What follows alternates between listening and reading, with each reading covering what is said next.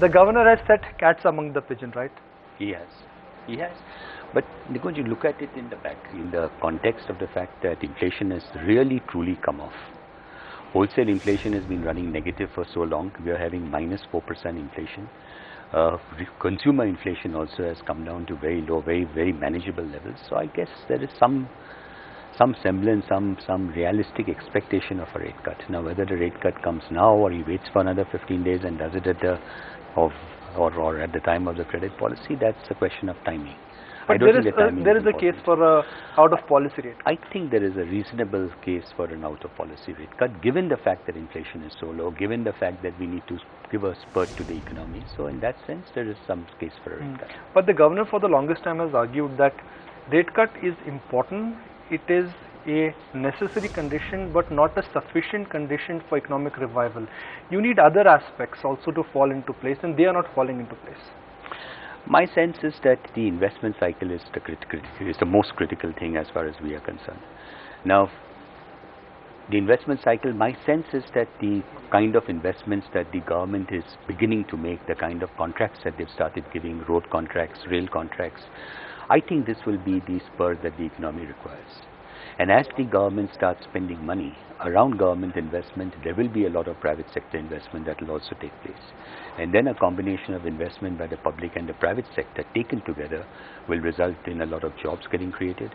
Jobs will lead to more income, income will lead to more consumption, and as consumption increases, all these good companies with strong balance sheets but excess capacities will start using up those excess capacities and start looking to make investments. So given the demographics in India, given the way we are in India, my sense is that once we start the investment cycle going, once the ball starts rolling, it will just get steam on its own. But the initial thrust is what is important, and which I think the government is now doing. You just mentioned that you've come back from a roadshow about a week ago, and last 1 week was an extremely volatile week for the world and a challenging week for emerging markets. Do you think in the short term, in the medium term, the outlook for emerging market has got deteriorated and pain is here to stay? I am not entirely sure that people have still completely are completely comfortable with emerging markets, or as comfortable as one would have liked to see them. Having said that, India clearly stands out. There is absolutely no question of a doubt about that. India stands out. Our fiscal position is much stronger. Our current account position is a lot better. The rupee relative to other emerging market currencies has been much more stable. Commodity prices coming down, oil prices coming down is all great news for India. So India really stands out. So my sense is that whilst there may be still concerns around China and some of the other emerging markets, markets will over a period of time distinguish between India and other emerging markets, because most of the other emerging markets are commodity driven. And if commodity prices are weak, then those economies naturally become weak. But India is not like that. India is an importer of commodities. So when commodity prices are weak, India actually stands out. So this is a time when people, my senses, will realize that India is the best emerging market by far. And therefore my sense is that over a period of time, it may not happen this week, may not happen next week, but over a period of time, India will stand out. The other thing which is worrying people at the moment is this whole thing on will Fed hike, will Fed wait. So that is also a little bit of uncertainty which is there in people's minds. Mr. Mistry, when markets fell last week, parallels were being drawn. Is it 2011? Is it 2008? What's your sense? No, my sense is this is something very different.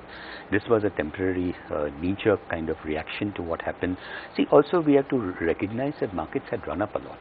So in the context of a very high market, some correction, some news which would result in some subdued news which would cause markets to come down, I don't think was that unwarranted. The quantum of the fall on Monday was, I think, really truly overdone. But having said that, markets will settle. Give it a little time. Typically when HDFC Limited stock falls, we wonder that what is going on. It's a stock which foreign institutional investors, they love to own. There are funds who've been owning this stock for 10 years, 15 years, and they've been telling us that 20 years now, and they've been telling us that they would like to own it for another 20 years. HDFC Limited stock fell by about 5-6% on Wednesday. It came back on Thursday. It came back on Friday. That's right. But when A quality, when the bluest of the blue chip stocks they fall, that's always a very negative feeling. You see, Nikunj, this is more technical than anything else. What happens is when emerging market funds, now there are emerging market funds, there are global funds. Emerging market funds have a large bit of their investment in India. And when emerging market funds start getting redemptions, they have to make do. They have to pay out the money. Now they have to pay out the money, they have to sell liquid stocks. HDFC tends to be a liquid stock. So at that time, HDFC tends to sort of get impacted the most at times like this. But I think these are temporary phenomenon. I think markets will come back. Give it a little while, markets will come back. And you've already seen that on Thursday, Friday, markets did come back a fair bit. And barring in technical aberration, redemption compulsions, when you speak to some of the key large foreign investors, be it Aberdeen, Wantabell, the capitals of the world, they're still endorsing the HDFC story. Oh, absolutely. What were the tough questions which were thrown at you when you went for the I think it's more questions around the economy, more questions on when the investment cycle will start growing, more than anything specific on HDFC. Because we've been meeting investors now, I've been meeting investors now for more than 20 years. So the questions are more or less sort of settled down. So it's more macro issues, it's more what will happen in India, how will the investment cycle revive, when will it revive, things like that which people are. And interest rates, will interest rates come off? It's more macro questions than specific to HDFC.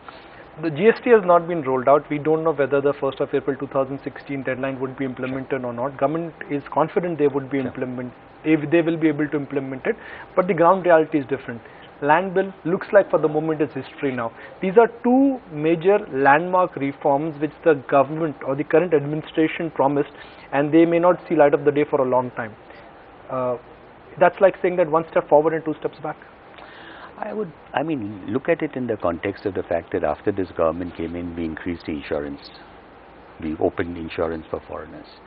We passed the coal bill. So there are things which the government has done which had not been done for a long time. Now, if you have an agenda which has 20 items and out of 20 items, 10 get done and 10 don't get done, I think that also is a fair fact that these bills which got done by the government were pending for so long and for so many years. So there's some good, some bad. But my sense is still and until they get a sufficient number of seats in the upper house of parliament, they will find it difficult to pass some of these bills unless and until the opposition starts cooperating. And I hope that the opposition does start cooperating because it's good for the country. Now, for the longest time, you've said that, look, you follow a pattern, and the pattern is that the interest rate you charge is a function of your deposit rates. It's cost of funds. Is cost of funds coming down? Cost of funds has come down, but cost of funds has not come down sufficient enough to make major changes in lending rates. So whatever changes, whatever cost of funds reduction has taken place, we've always passed the benefit back to customers by reducing our lending rates. So if you look at our spreads in March stood at 2.32% and in June spreads stood at 2.31%. So spreads are broadly along same lines. So we had reduced interest rates sometime in June, and the reflection of that interest rates reduction it basically brings back the lending rates in line with where the cost is. Now, the real estate market is not going anywhere. In some pockets, the real estate prices are coming down, yet you're growing. So what's the secret sauce, sir? You're growing in a market which is not growing. Nikunj, our growth is coming from middle income customers. Our average loan size for new loans we given in the current year is 23 lakhs and 40,000 rupees, which typically is middle income customers who are looking to buy a house because they need a house to stay in. They are not investors, they are not speculators, and our customers are not the high-end market. Now, where you see weakness in real estate is largely the big cities, largely the center of big cities, where prices have run up a hell of a lot, and where builders are also building properties which are of extremely large size, and therefore there is limited appetite for people to buy those properties. Also, investors are missing in the market. The high-end market is to some extent dependent on investors, and if investors are out of the high-end market, then clearly there is a reduction in sales, and therefore that gets reflected in property prices perhaps coming down in the cities. But if you look at the outskirts of big cities, if you look at tier 2, tier 3, tier 4 towns, it's business as usual. So if we take our average loan size, even in a city like Mumbai, our average loan size this year would be about 42 lakhs. So if you take a 42 lakh rupee loan and take a 65% loan to value ratio, you're looking at typically a property of 65 to 70 lakhs. Now 70 lakh properties in Mumbai typically means you're looking at the distant outskirts of the city where it's business as usual. So we've addressed a larger question for the broader audience. Let's address a specific question for your shareholders. You would be unlocking value for HDFC Limited. First, it would be the insurance arm, and you've said that in the past as well that you are looking at monetizing some of your investments. So which are some of the key investments you would be monetizing now?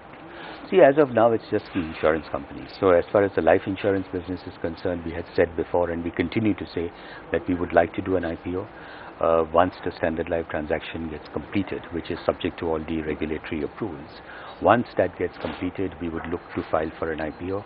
My sense is sometime in 2016, and my sense is the middle of somewhere around the middle or latter part of 2016 is when the IPO would happen.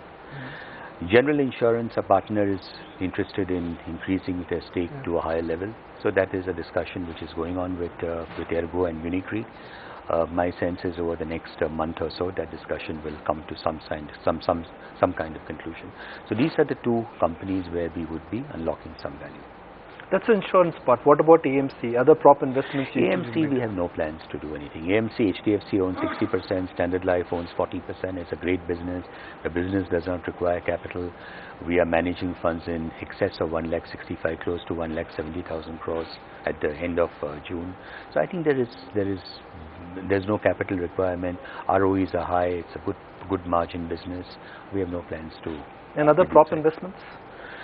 We have an education finance company. We need to grow that. It's growing very well. It's growing at more than 40% a year. Last year's growth was nearly 41, 42%. But we need to create more steam in that, more base in that, and then at some future date, we will look to see what to do in that.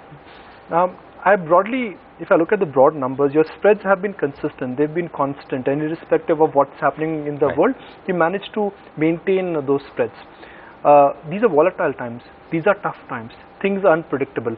Are you confident of maintaining your spreads? We've always talked of a margin. I mean, we talked of a spread in a band, in a range. And that range has typically been between 2.2 and 2.35%. And if you look back at the last 10, 12 years, you'll see that spreads have never gone below 2.2 and have never gone above 2.35. Given the fact that we have a reasonably well-matched balance sheet, given the fact that we have the ability, if rates go higher, to pass the higher cost to customers, if rates go lower, pass the benefit back to customers, my sense is spreads will remain in that kind of a band. Let me get some closing comments from you. The home loan market or the HFC market has become extremely competitive. Everybody wants to have a presence there, be it private banks, PSU banks, and even smaller players now, even NBFCs.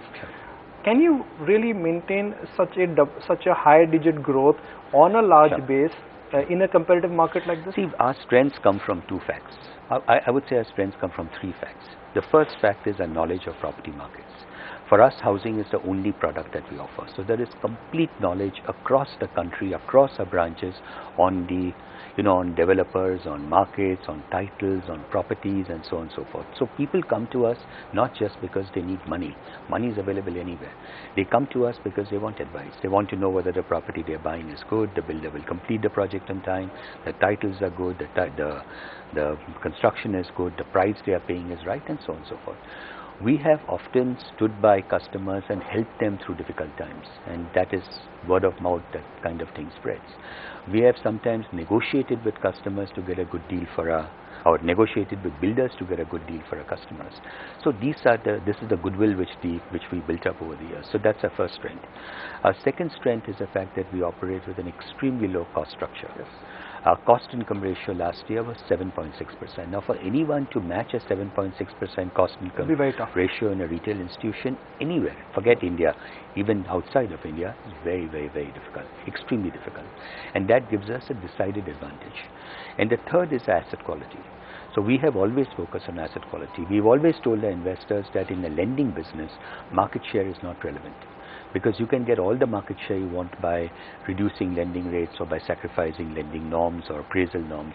But at the end of the day, we want our return on equity to increase every year.